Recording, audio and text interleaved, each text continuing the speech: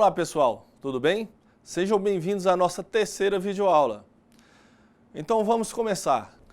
Neste módulo vamos discorrer sobre funcionamento do transistor bipolar, transistor não polarizado, polarização do transistor NPN, polarização do transistor PNP, montagem básica do transistor, o modelo de Herbers-Moore, polarização em corrente contínua de transistores, o transistor operando como chave, o transistor operando como fonte de corrente, o transistor operando como amplificador. O objetivo desta aula: conhecer o transistor de junção bipolar, componente que revolucionou a tecnologia, compreender o funcionamento e a operação do transistor em diversas aplicações práticas, aplicar corretamente as leis e as equações que descrevem a operação do transistor nos circuitos eletrônicos. Um componente eletrônico amplamente utilizado em circuitos de potência atualmente leva o nome de transistor. Inventado no fim de 1947 pelos laboratórios da Bell Telephone, seus desenvolvedores buscavam um dispositivo equivalente às válvulas eletrônicas, até então existentes. Transistor é uma palavra que resulta da junção entre dois termos que a representam, sendo intitulado resistor de transferência. Na época em que foram lançados, haviam fatores que impediam sua propagação. O alto preço do germânio, somado ao fato do procedimento de fabricação ser complexo, ao longo do tempo surgiu o interesse de algumas empresas, mais conhecidas como Texas e Philips, em desenvolver as produções dos transistores, as quais investiram inicialmente no formato ponto de contato aos poucos abandonado, dando lugar ao conhecido transistor de junção, FET, por nós conhecidos hoje em dia. Na prática, os transistores utilizam uma pequena corrente elétrica que os alimenta para controlar o nível de carga em outros dois terminais integrantes.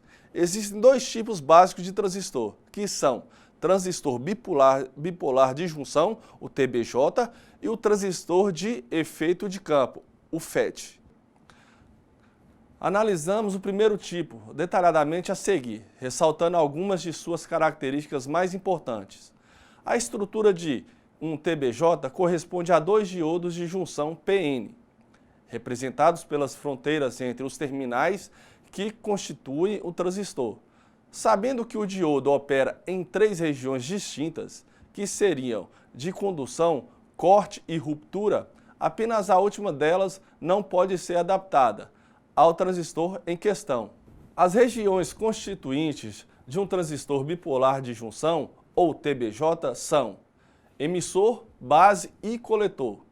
A junção P e N que nele existem seriam as fronteiras entre os terminais que identificam esse semicondutor, onde E representa o emissor, B a base e C o coletor.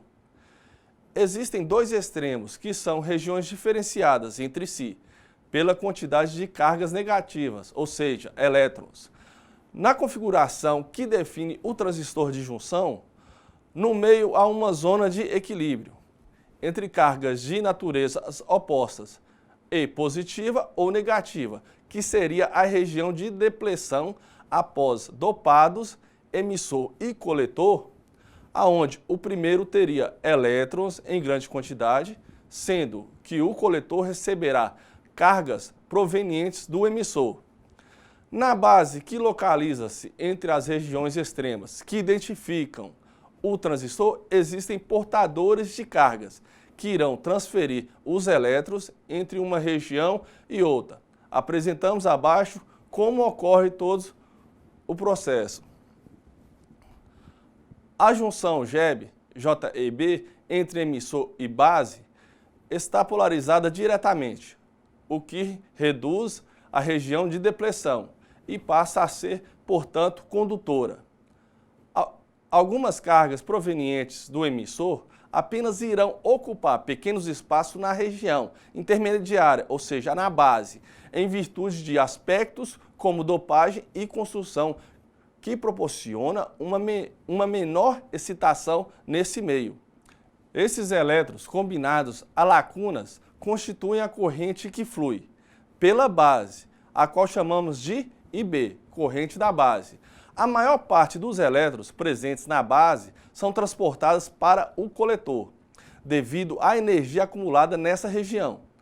Resultante da polarização de J e B, além da distribuição dessas cargas, que favorece o deslocamento, o coletor possui tal nome porque sua função é captar os elétrons enviados pelo emissor.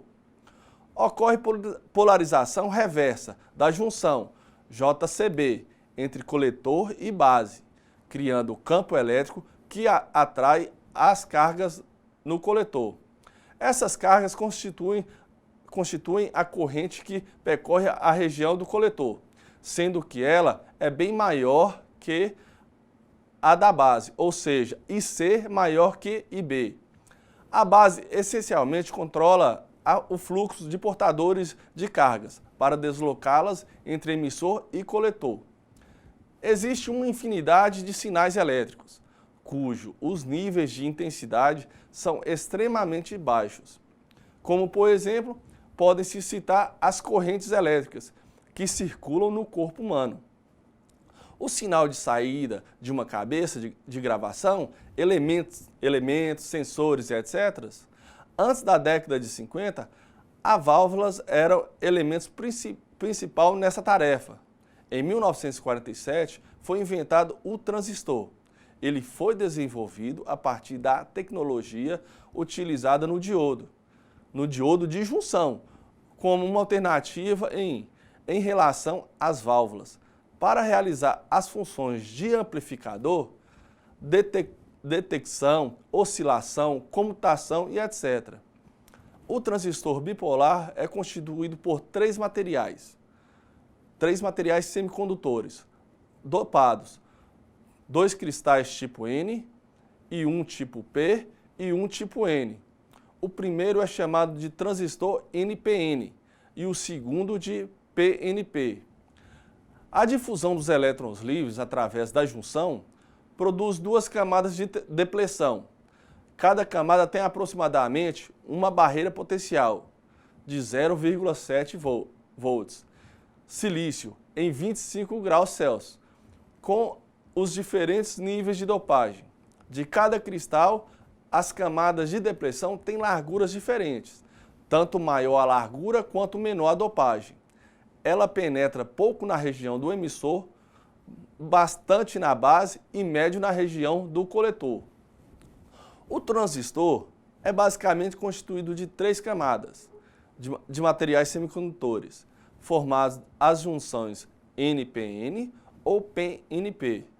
Essa junção recebe o encapsulamento adequado, conforme o tipo de aplicação e a ligação de 3 terminais para conexões externas. A corrente de emissor IE é composta pela soma das correntes de base, IB, e de coletor, IC. Analogamente, observamos que a tensão entre coletor e emissor é composta pela soma das tensões base-emissor e base-coletor. Sem polarização, uma junção NPN ou PNP apresenta 2 barreiras de potencial, idênticas àquela vista na junção PN, de um diodo semicondutor. Para movermos os elétrons e lacunas nos materiais, é necessária a colocação de baterias que poderão deixar cada junção direta ou reversamente polarizada. Vamos a seguir analisar todas as possibilidades de polarização, destacando o caso mais vantajoso.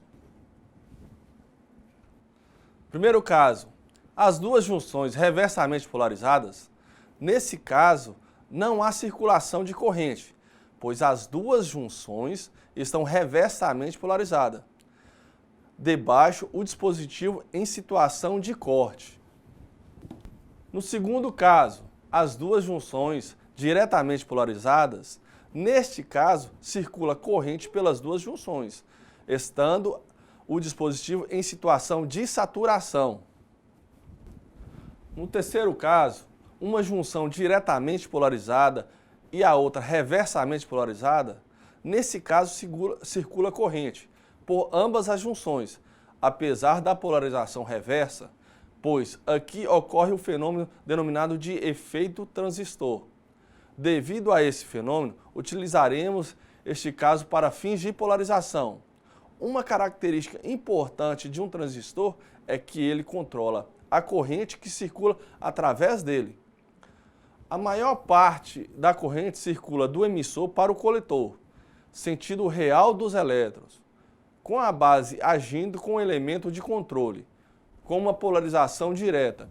Aplicada à junção emissor-base, a base começa a drenar uma pequena corrente, uma vez que a corrente de base foi iniciada. A maioria dos elétrons passa através da região estreita da base e fica sob a influência da região altamente positiva, em um transistor NPN. Reversamente polarizada do coletor. A figura abaixo ilustra como o transistor funciona como controlador ou chave. Se a corrente de base IB for nula, a chave estará fechada e, portanto, não haverá corrente do coletor para o emissor. Se a corrente da base for não nula, então haverá um fluxo do coletor para o emissor, sentido convencional. As junções do transistor podem ser polarizadas diretamente ou reversamente. As junções com polarização direta, EB, funcionam como um diodo quando polarizado diretamente, ou seja, por ela circula uma elevada corrente, IB, de portadores majoritários. Existe uma pequena corrente chamada corrente de fuga, em sentido contrário devido aos portadores minoritários. Na junção de polarização reversa, polariza-se reversamente a junção CB. A barreira de potencial aumenta, diminuindo o fluxo de corrente de portadores majoritários, como mostra o slide. Os portadores minoritários atravessam a barreira de potencial com facilidade no sentido contrário, produzindo uma corrente reversa, desprezível. A corrente elétrica circulando é pequena, também chamada corrente de fuga. As junções com polarização direta reversa, o diodo coletor está reversamente polarizado e o diodo emissor diretamente polarizado. A princípio, espera-se uma corrente de fuga no diodo coletor e uma alta corrente no diodo emissor. No entanto, isso não acontece. Nos dois diodos, as correntes são altas. No instante em que a polarização direta é aplicada ao diodo emissor, os elétrons do emissor ainda não penetraram na região da base. Se a tensão entre a base e o emissor for maior que 0,7 volts, muitos elétrons do emissor penetrarão na região da base. Estes elétrons na base podem retornar ao polo negativo da bateria, no caso B1, ou atravessar a junção do coletor, passando a região do coletor. Os elétrons que partir da base retornam à bateria B1. São chamados de corrente de recombinação. Ela é pequena porque a base é pouco dopada. Como a base é muito fina, grande parte dos elétrons da base passam à junção base-coletor. Esta junção polarizada reversamente dificulta a passagem dos portadores majoritários do cristal de base, ou seja, das lacunas, para o coletor, mas não dos elétrons livres. Esses atravessam sem dificuldade a camada de depressão, penetram na região do coletor. Lá os elétrons livres são atraídos para o polo positivo da bateria, no caso o polo B2.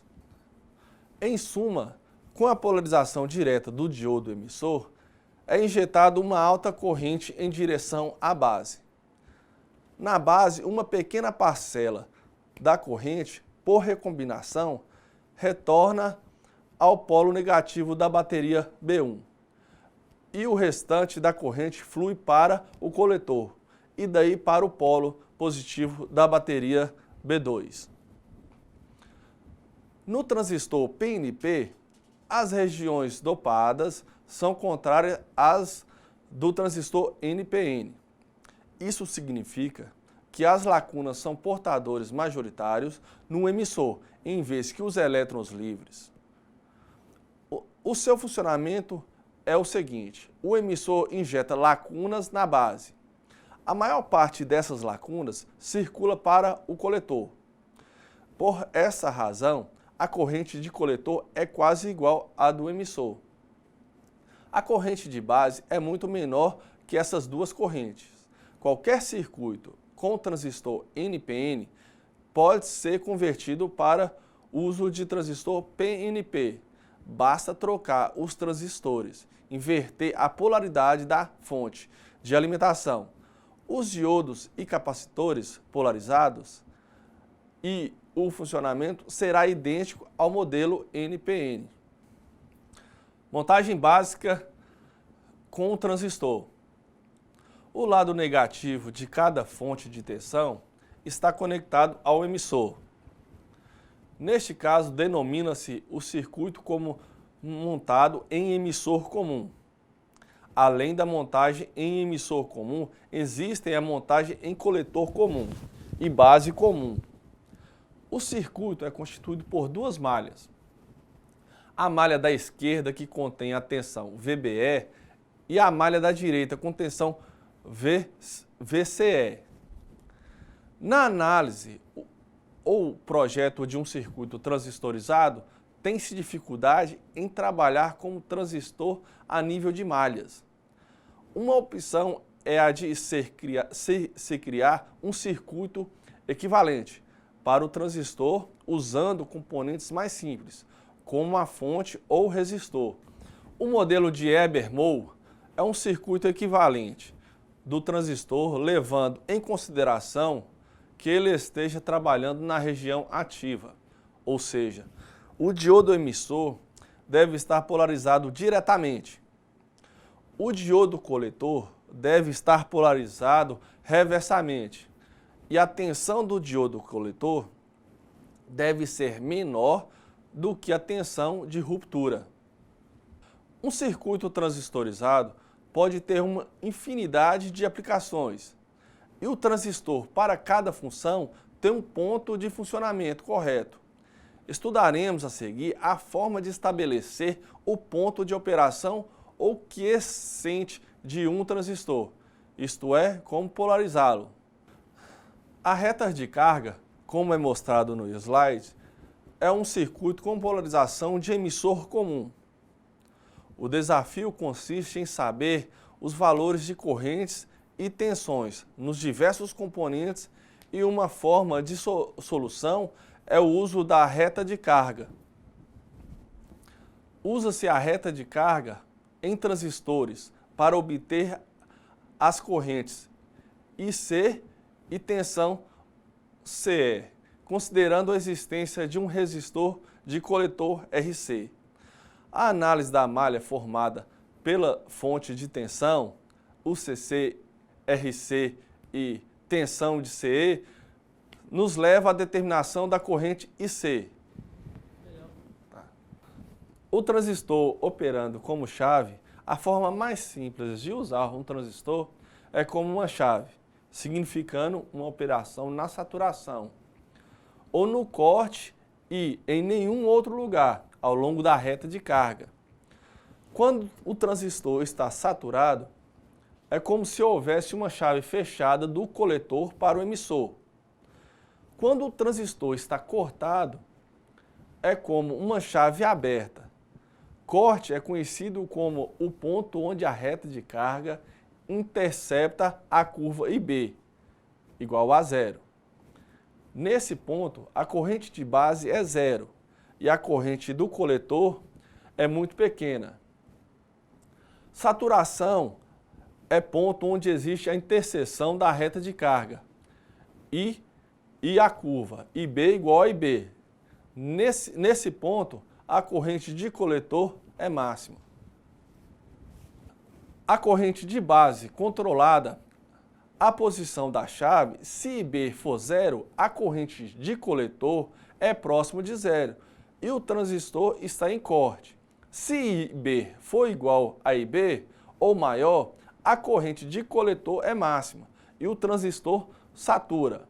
Saturação fraca significa que o transistor está levemente saturado, isto é, a corrente de base é apenas suficiente para operar o transistor na extremidade superior da reta de carga.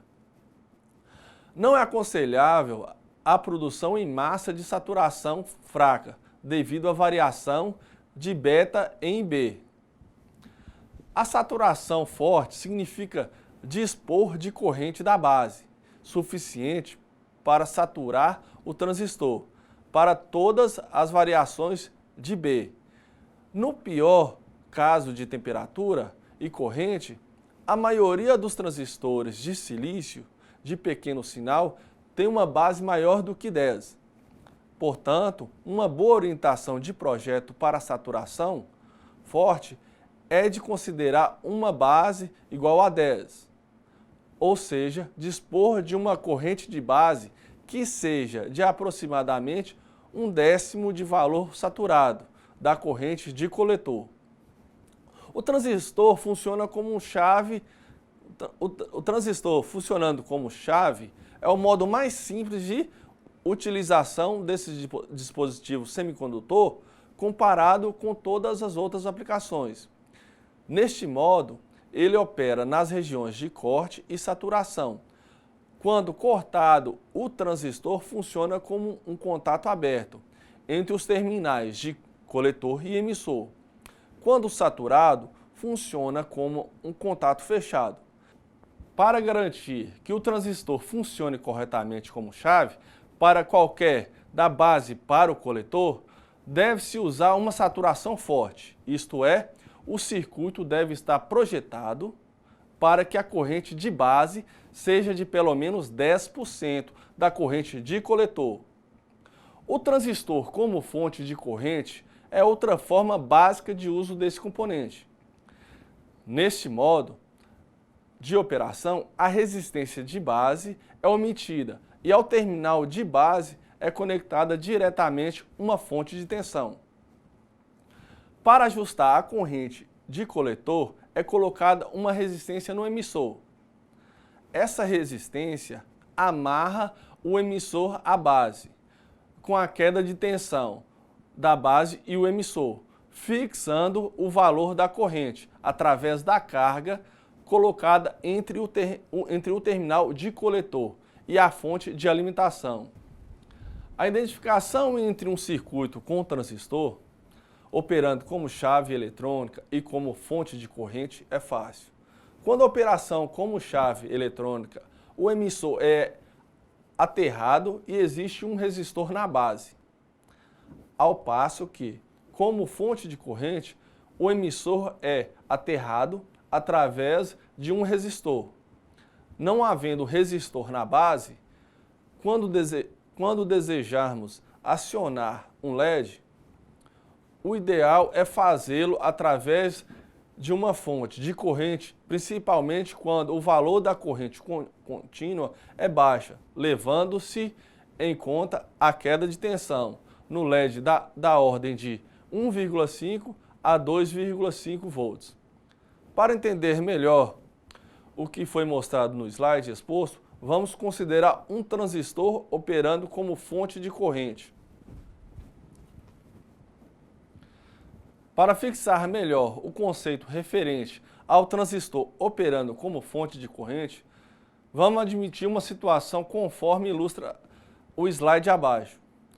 Luminosidade ideal, no entanto, L1 proporciona uma queda de tensão de 1,5 volts, enquanto que L2 uma queda de tensão de 2,5 volts. Poderá o LED 2 ter uma luminosidade diminuída por necessitar de mais tensão? A primeira impressão é de que, realmente, o LED 2 terá sua luminosidade diminuída, pois, em comparação ao LED 1, necessita de mais tensão em seus terminais. No entanto, como os LEDs estão sendo acionados por uma fonte de corrente, tal não acontecerá, conforme será mostrado nos cálculos a seguir. Fixando a corrente de emissor, se ambos os LEDs necessitam de 15 mA para o brilho ideal, então basta fixar a corrente de emissor em 15 mA, dimensionando o valor da resistência do emissor. Adotaremos então a resistência do emissor igual a 150 ohms para o LED 1. A tensão do coletor do emissor igual a 6, menos a tensão do LED, menos a tensão do resistor emissor, que vai ser igual a 6 menos 1,5 menos 2,3, que será igual a 2,2 volts. Para o LED 2, a tensão do coletor emissor igual a 6, menos a tensão do LED, menos a tensão do resistor emissor, que vai ser igual a 6 menos 2,5 menos 2,3, que é igual a 1,2 volts. Desta forma, a luminosidade do LED 2 não será diminuída.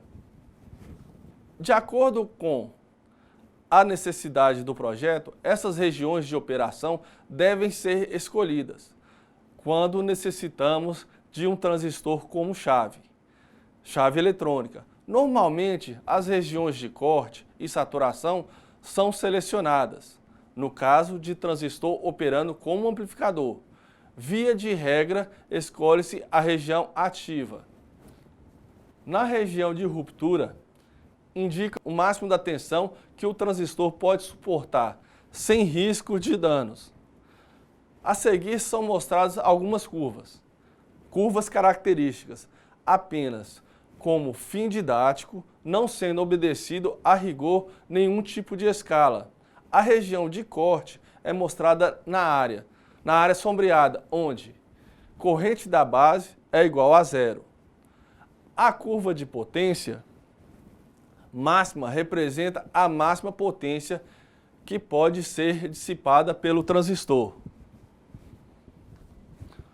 O slide abaixo mostra a curva característica para o emissor comum, semelhante à vista anteriormente. No entanto, observa a área sombreada, a qual é denominada de área útil, na qual o transistor opera com total segurança. A região útil é delimitada pela curva de potência máxima e, conforme dito anteriormente, o transistor trabalha com segurança, não ultrapassando a máxima de potência permitida. Chegamos ao fim, então, da nossa terceira videoaula. Espero que tenham gostado e até a próxima.